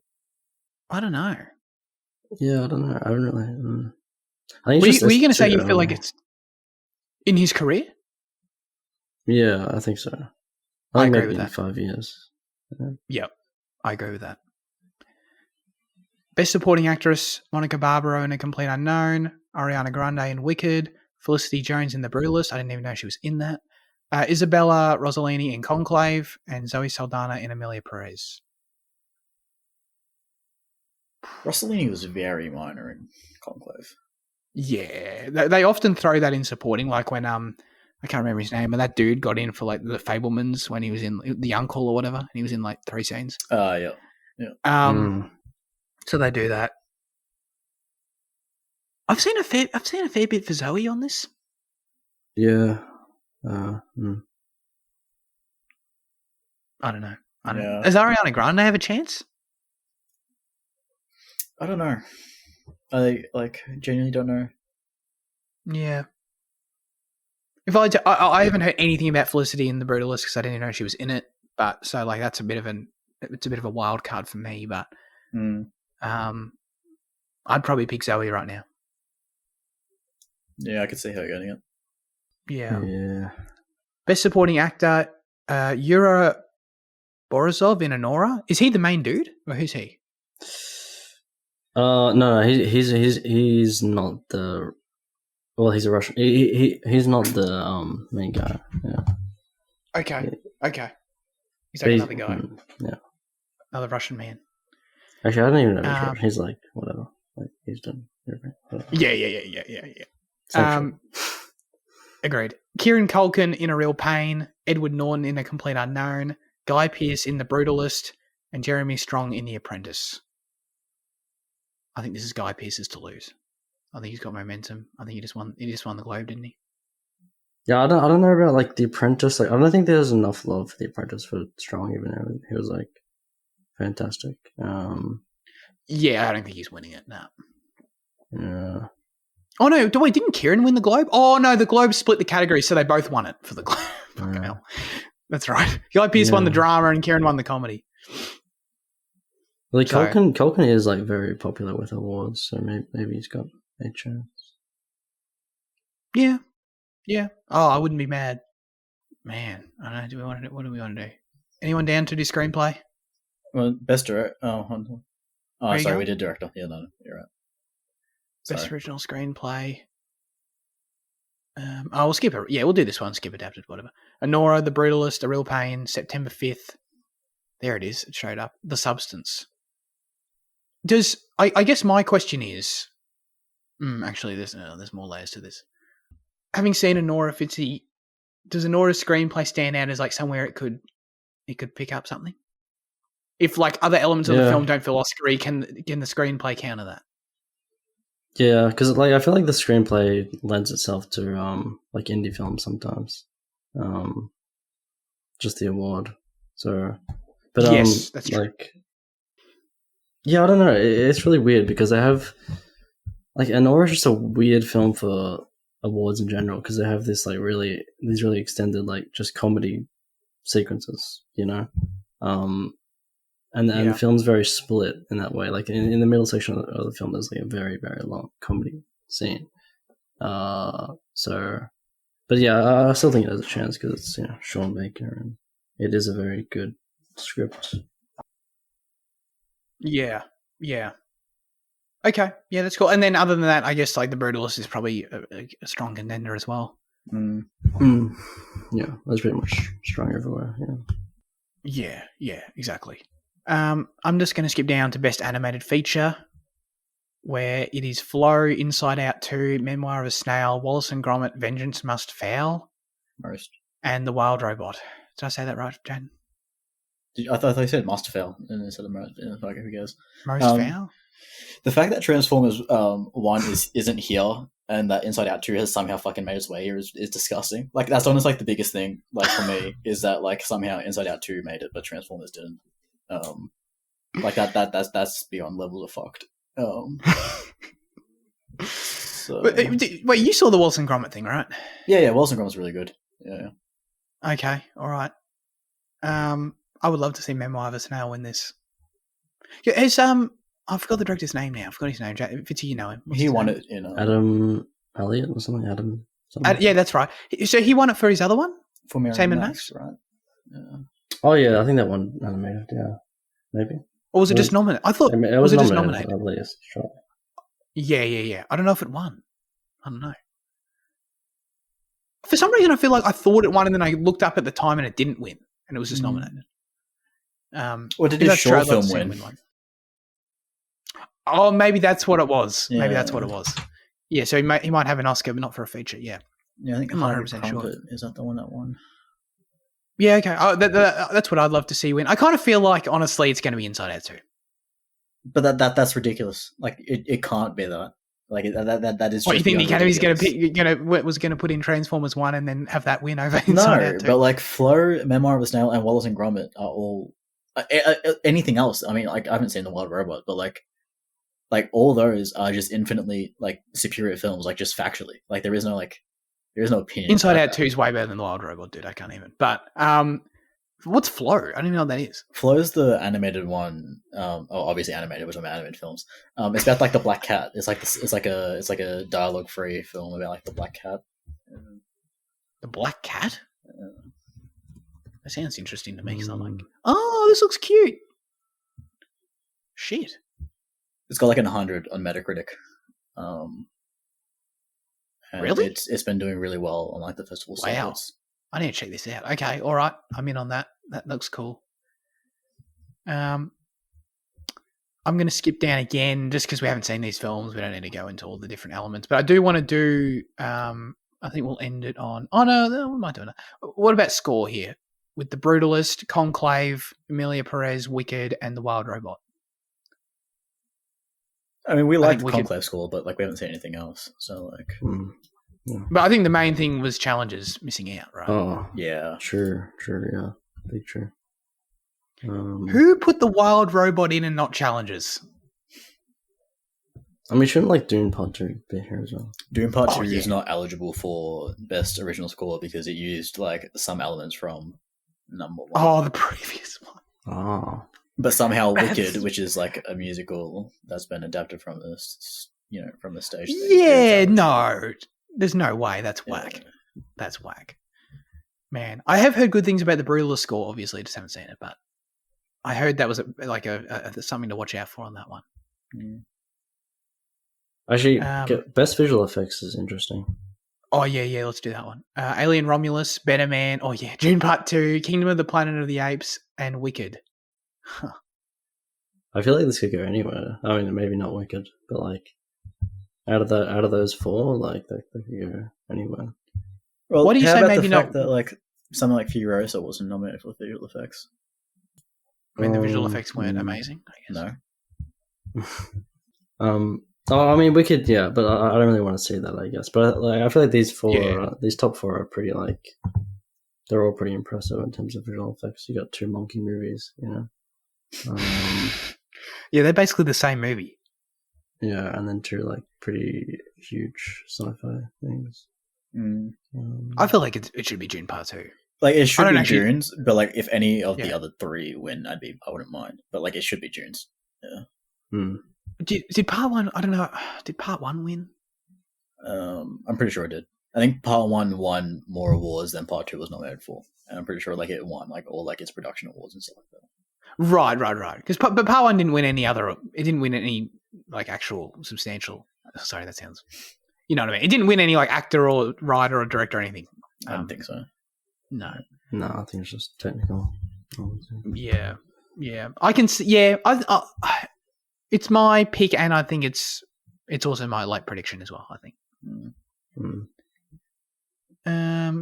Anything else? Are we basically done? Well, Yeah, you guys Nosferatu. Like I oh, just saw Nosferatu in best production design. It's like, Oh I mean, yeah. it's kind of surprising that Nosferatu isn't like Lily Rose Depp isn't there or anything. It's also got the cinematography and Oh, okay. Oh, does it? Okay. Did the Academy give some flowers to The Lighthouse? Like, do they like Eggers? I don't know if they do. Yeah, I'm not sure. I don't think the Northman was really got much attention either. The Northman got nothing. No. yeah. Let's get to our highlights of the week. Fitzy, what have you been watching? Oh, I watched I Know What You Did Last Summer. Yeah, this was decent. It was 90s. Oh, is it 90s or early 2000s? Jaden. I think it's 97. Late 90s, yeah. I mean, it's kind of like a Scream-ish thing, slasher thing, but it just got really uninteresting in the second half. Like the villain, they do a weird thing with like they don't follow the Scream kind of formula with the villain, and it's just kind of really weird that they don't, because you're expecting like. I don't want to spoil even like the structure of how the villain is like implemented, but it's just kind of really weird who the villain is, and it's just kind of uninteresting. But yeah, it's decent, I guess. That there's some overacting from like Ryan Philippe, but I don't know. Like I like movies like this, which is kind of like 90s genre kind of comfort films. It's very much that kind of film. So I enjoyed it for that, and the kind of small town setting. So yeah, it's decent. Okay. Yeah, it's got 2 Scooby-Doo cast members as well, so that's a big plus. Oh, Freddie Prinze Jr.'s in it? Yeah, and Sarah. Oh, shit. Yeah. Oh, they're married, right? Yeah. Sarah Shit, I Michelle. might need to watch that. Yeah, It's kind of like Scooby-Doo, yeah, yeah. Except Scooby-Doo also has the kind of Scream thing that I'm talking about, but this movie doesn't. Yeah. We can't bring up Freddie Prinze Jr. without thinking about his Star Wars franchise. No, of course. We can't. It's not how the Force works, man. because fucking George Lucas, yeah. All right. I watched The Wild Robot, and guys, I'm officially done. I'm done with DreamWorks. DreamWorks can fuck off, and I'm sick of all these fucking DreamWorks defenders out there, man. I'm sick of it. I'm over it.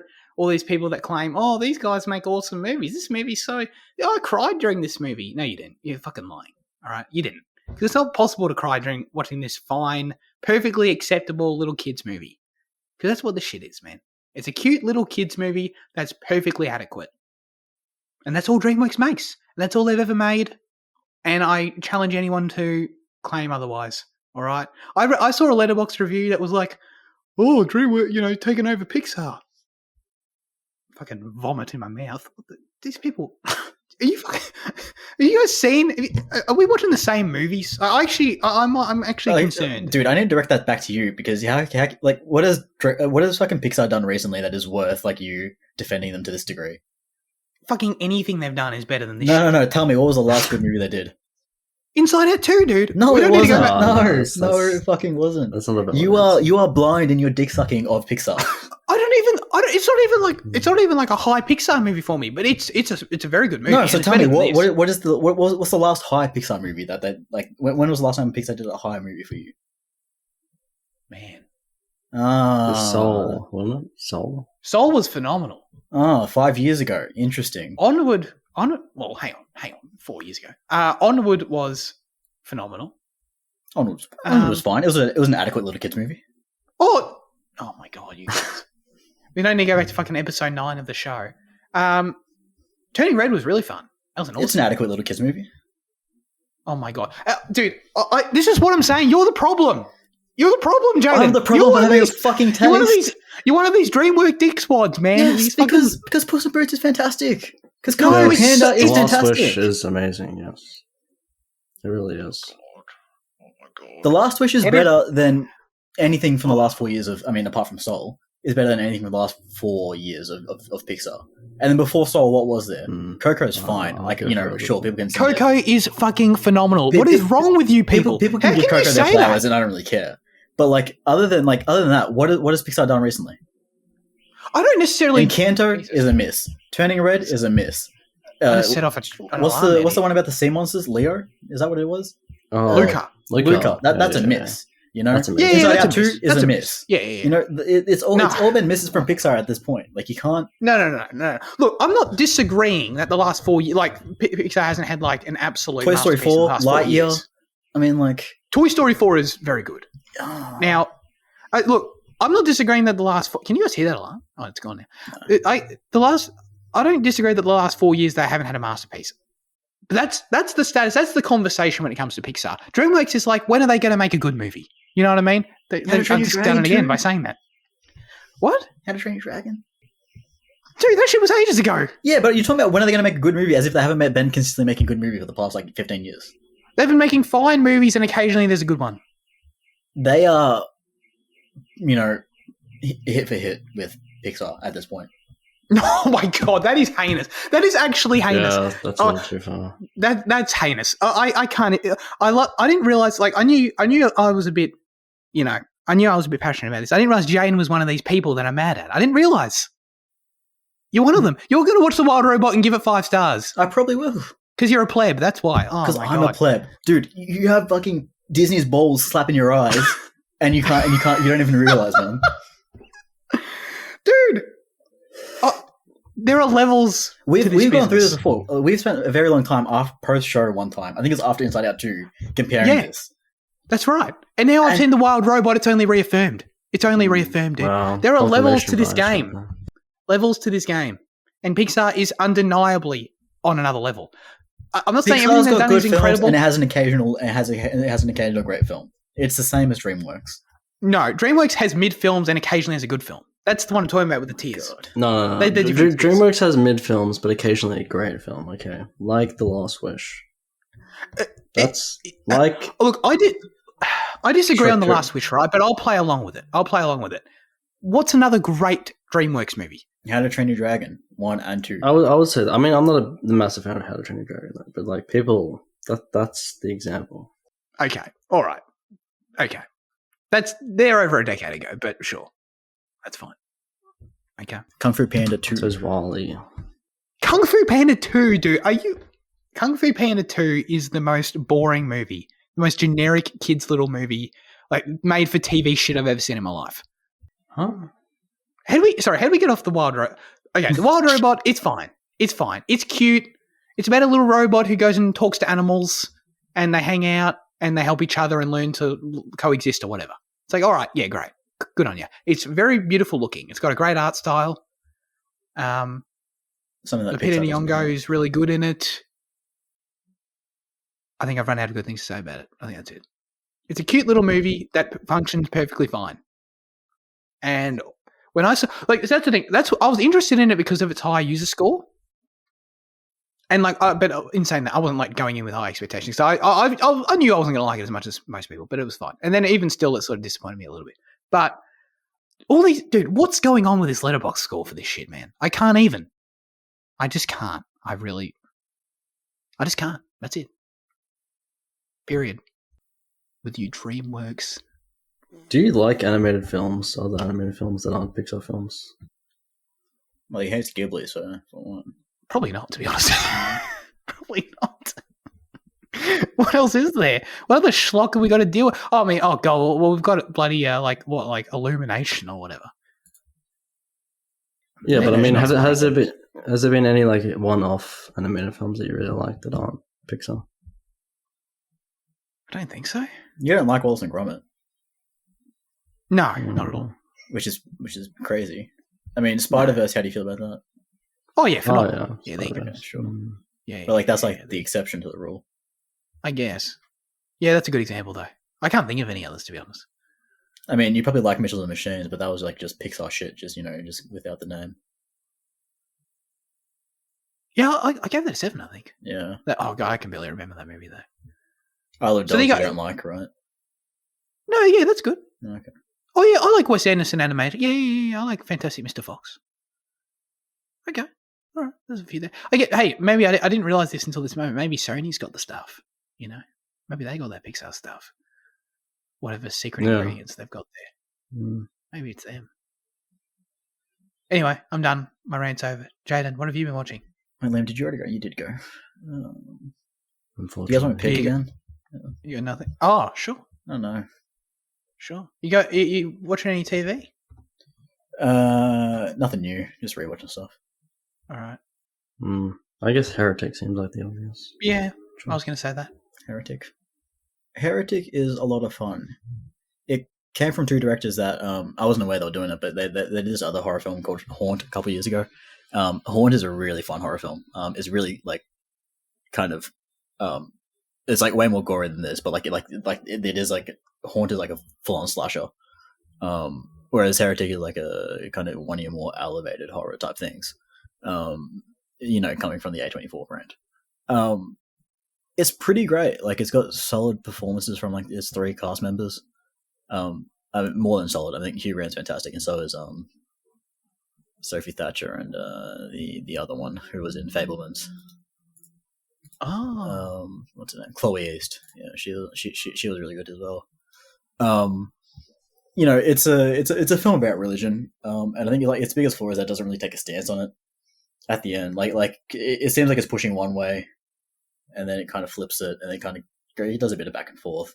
But then at the end, it kind of lands on a very non-offensive kind of take of it kind of you can and you can't.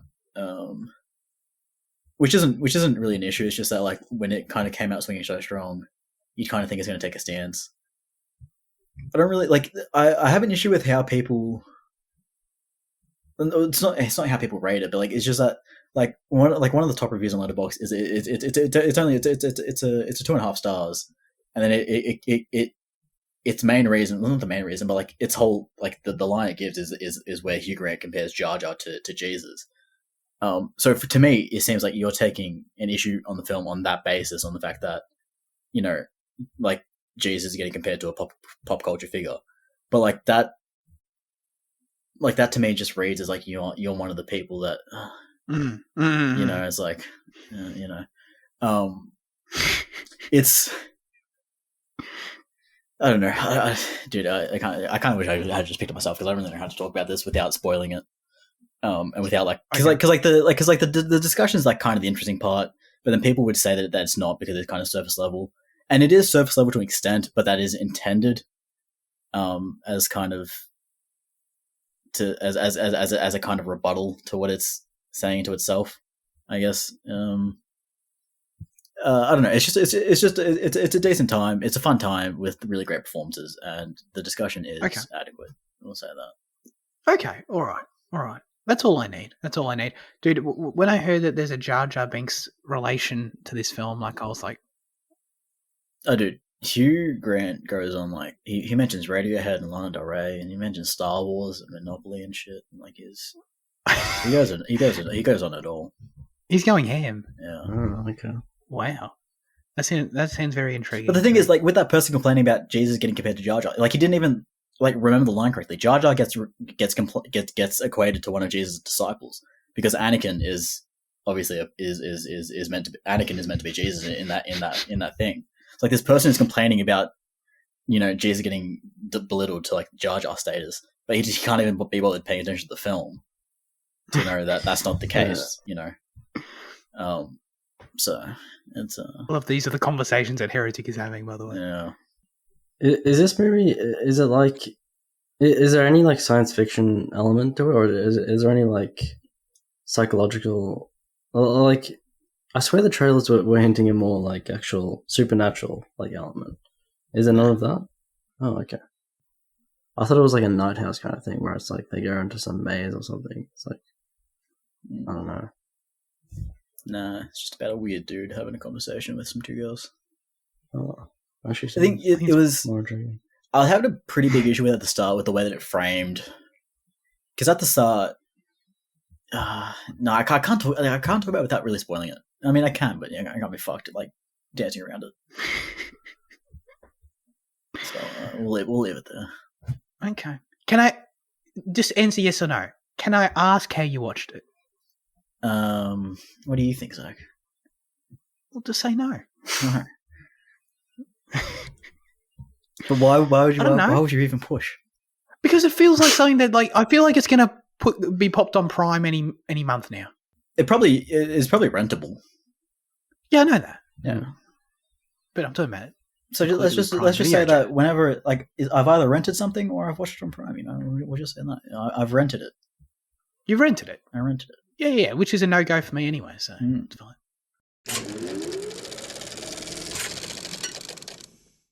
Now comes a segment where we hand the show over to you with our question of the show. Last week we asked you, what are your most anticipated upcoming movies and TV shows of 2025? Dr. Luke said, Superman. At some point they changed the name of this movie, didn't they? It was Superman Legacy, and then they thought, let's strip it back. So there you go. Good answer from Luke. Andy Lau says, Karate Kid Legends. Oh, God. Zach and I could also get around to finishing Cobra Kai, and I still need to watch the Karate Kid trilogy for the first time, just to complete the hype for this upcoming crossover. Probably the first ever Jackie Chan project us hardcore fans of his can finally look forward to, since it's not heavily influenced by the CCP and whatever patriotic cringe Jackie tries to bring into every starring vehicle he's done for the past 15 years. I mean, how do we know it's not, Andy? Is it just because it's an American production? Is that the difference? I don't know. I don't know what he's been doing for the past 15 years, to be honest with you. But there you go. Jackie Chan fans can unite over the Karate Kid Legends. I just can't believe they're making the Jaden Smith one canon. That's whack. That's wild. I'm not going to finish Cobra Kai, Andy. You go for it, mate. You go for it and tell me about it, but I'm fine. Dr. Leanne said, welcome back and Happy New Year. Thank you. I'm looking forward to the third and final season of The Newsreader, which goes to air in early February on the ABC. I could easily watch the first two seasons again. It's some of the best television produced in Australia in recent years. I've not heard of this one. No, neither actually. But these maybe we should watch it because these are the kind of people we got to interview on the show. You know what I mean? I'm also looking forward to Zero Day on Netflix. This series will also be coming out next month. Yeah, I'm looking forward to that too. I thought it was a movie, but maybe I'm wrong. Which one's Zero Day? It's the one with like I actually don't really know what it is, to be honest, but it's like De Niro, Jesse Plemons. Oh. Something political it looked like or something. I don't know. It looked cool though. It looked like it would pique my interest. Oh, yeah, no, it's a series. Wow, okay. Interesting. I guess I just saw De Niro and thought, oh, he's not going to do a series, but he is. It's a conspiracy thriller centering on a devastating global cyber attack. All right. I'm interested in that for sure. What are our most anticipated movies and TV shows of 2025? Do you want to do, I don't know, how do you want to do it? Do you want to do like just movies first and then shows, or I don't know? I can't think of any shows coming out this year. I'm sure there is something I'm interested in, but like, I've got way more shows than movies. Oh, really? But go for it. Go for movies though. You kick yourself there then. So biggest one for me probably at the moment is Tron Ares, honestly. Yeah. I just had a look at the director and I was like, and I got a bit less excited because he hasn't really done too much that I love. But like that's not a key component really. I mean, yeah, it kind of is. Very, very keen for that. I'm a huge Tron Legacy lover, obviously. So that's one of the big ones for me. Yeah, nice. Yeah. You've been waiting years for this. Are we kind of just banging them out? Hey? Are we taking turns or are we just kind of banging them out? Well, isn't that all you had? Or you got more movies? I've got Sinners, which is the new Coogler film, which had a great trailer and kind of really kind of got me on it. And then 28 years later is the other. Yeah. So they're like the big ones. One. Yeah, those are good. The only film I really had is that I'm really curious what PTA's secret IMAX project is. I want to see more. I want to see what it is. I'm very curious. The Battle of Backtown Cross or whatever it is. Is that the name of it? Yeah. Is it? Yeah. We still don't know anything about it though, so. Liam, are you going to confirm if PTA's worked with Leo before? No, I don't think so. No. Yeah, there you go. I'm very curious about that. Very, very curious. I don't know, and the fact it's in IMAX just sort of, I don't know. I feel like it's going to have a different scale, different scope. I'm just very interested in seeing that trailer, seeing what it is, Yeah. Wait, that's this year. Oh, yeah. Well, I guess that would be my most anticipated, yeah. But other than that, I mean, Mission Impossible, obviously. For sure. The Bride looks interesting. Christian Bale as Frankenstein's monster should be fun. And then I'm also looking forward to the Jack Quaid double feature this year. Novocaine and Companion. That's gonna be fun. Yeah. Nice. Although I don't have like huge expectations for those films, but the Jack Quaid Renaissance. Yeah. This year, So Jack Quaid finally transferring his talents from the television to the cinema, for the first time since Oppenheimer and Hunger Games. Scream. Yeah. Oh yeah, that too. Yeah. Yeah. I'm really surprised Jaden didn't mention Minecraft, but anyway. Shocker. Did you have any? So you didn't have any shows, Jaden? Do you have any shows, Fitzy? Not that I know of. Like, I don't know what's coming out. What's wrong with you guys? Fitzy, you're not excited for the White Lotus season 3? Sorry. Oh yeah. Actually, I am. Yeah, Parker Posey. Of course. Season 2 was excellent. So yeah. I'm very excited for that. We haven't got long to wait though, so that's exciting. Oh really? Coming out in 3 weeks. Yeah. Oh, excellent, dude. That's see. Yeah, nice. Dude. That's great. I'm very excited for A Night of the Seven Kingdoms to see how they do that, which is George's novellas being adapted for HBO. Oh. So more Westeros, I'm down, of course. And I am... Oh, of course, The Last of Us Season 2 is a no-brainer. Yeah, that one just came to mind. That's a given. That's a gimme. But, yeah. I'm very excited just to see what they do with it and just to... Yeah, I'm just excited. I mean, mainly, I guess, excited to see the ways in which they expand the story and the ways in which, like, what the actors bring to it, especially Jeffrey Wright. I'm very excited about that. I have no expectation I'll like it more than the game, but I'm just down to get more of the story and, experience it in a new way. I'm always down for that. So, yeah, we're going to do that on the show, right? We got to. Probably. Yeah. Yeah. Nice.